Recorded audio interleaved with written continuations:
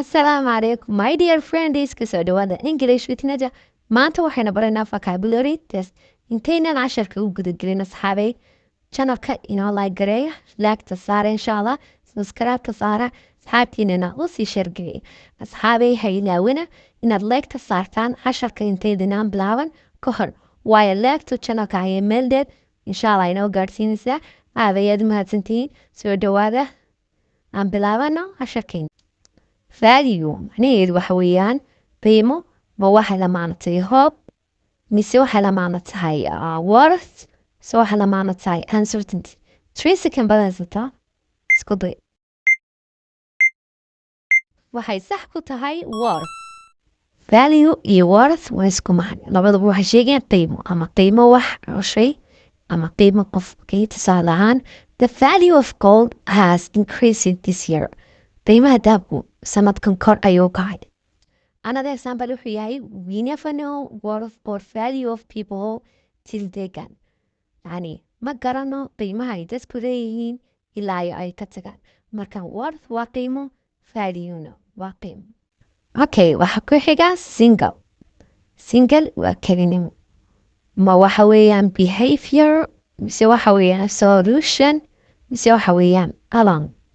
sidoo kale waxaad haysataa 3 second. Isku day.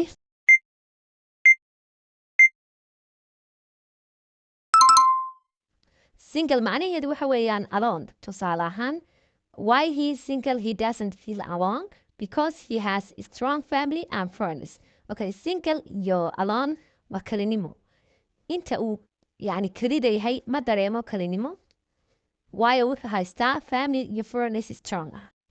Various ma waxay la macno tahay strong mise waxay la macno tahay the same mise waxay la macno tahay different.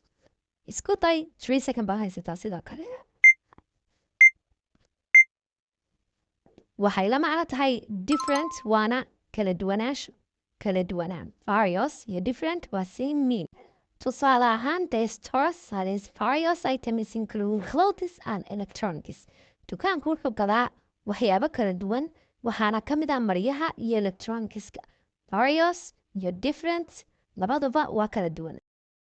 Emphasize ma waxay la macno tahay highlight, ma waxay la macno tahay remove, mise waxay la macno tahay diminish. 3 second baad haysataa ka jawaab.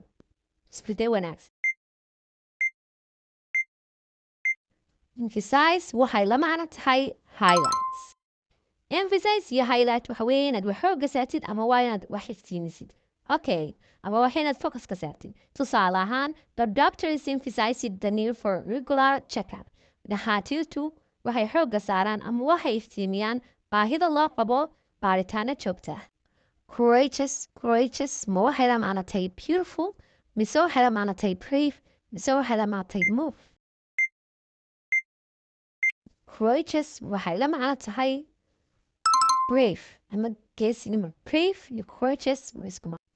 Aspiring ma waxay la macno tahay confusing, ma waxay la macno tahay ambitious, mise waxay la macno tahay understand. Isku day. Aspiring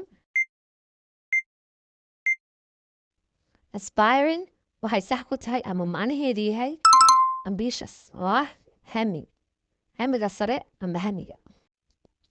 He is an aspiring chef who dreams of opening his own restaurants.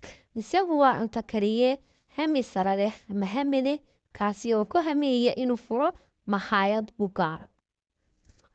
Aspiring waa hamiga waxaanay la macno tahay ambitious. Intaas ayaynu asxaabi ku jajinaynaa insha Allah. Idin soo badin doona like ta saare, subscribe ta asxaabtiina u sheergay. Thank you.